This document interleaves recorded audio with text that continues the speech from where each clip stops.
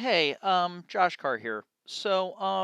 Here's an email I got from someone, and people seem to find this confusing. This is a common lease clause, so here you go. As you can see, it says here, the email says, quick question I hope you can help with. We signed a lease with a term where an improvement allowance is paid back over the term. The lease states the allowance will be amortized on a straight line basis over the term commencing on the date and continuing for the term at a 6% interest.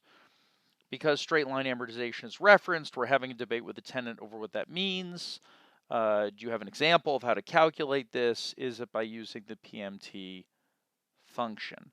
So first off, I'm always amazed when people sign a lease and they haven't actually calculated how it is to calculate a term in the lease. I mean, at the risk of being difficult here, if you're going to negotiate a lease with someone and you're going to put in math, you should have some idea of how you're calculating the lease.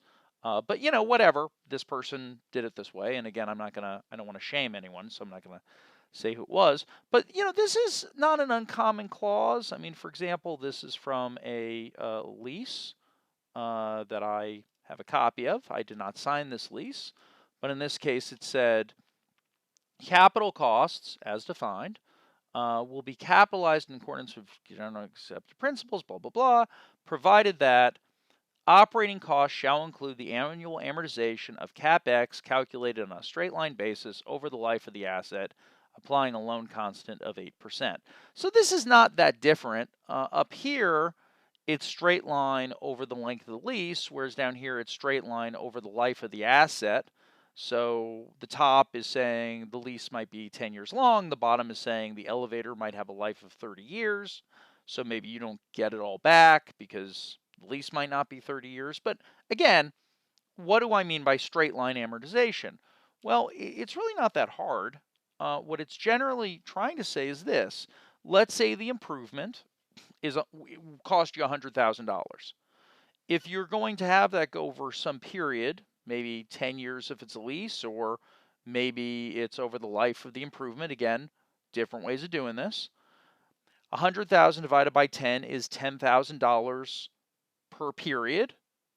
And if there's a rate on that, maybe it's 5%, maybe it's 6%, maybe as I had down here, it's 8%. You would basically say, well, if the payment is level, if the principal portion of the payment is level, that's the PPMT, the principal portion. And at the end of period and beginning of period, that's EOP and BOP, if the beginning is 100 grand, so you're starting with 100, and every period you're amortizing 10,000, the interest portion of the payment would be, 8% on 100 or 8% on 90 or 8% on 80. So in this case, the person would pay 10,000 per period, but with varying amounts of interest. And well, there you go. This is, of course, a little bit annoying because this means you'd say to them, well, in year one, give me a check for 18 grand, and in year four, give me a check for 15. This is obviously not the most elegant way of doing this, but that's what I normally would think you would do. And I understand why the tenant might be a little confused, which is why it would have been good if someone had built a stupid schedule before all of this and maybe shared it with the tenant when you were signing the lease and stuff, so everybody was clear on what they were doing. But, hey, I didn't write the lease. In any event, that's how you calculate it. And there's my contact info. So if this helps you out and made your day brighter and made the sun shine through the clouds, awesome. And if not, again, can't do anything about that.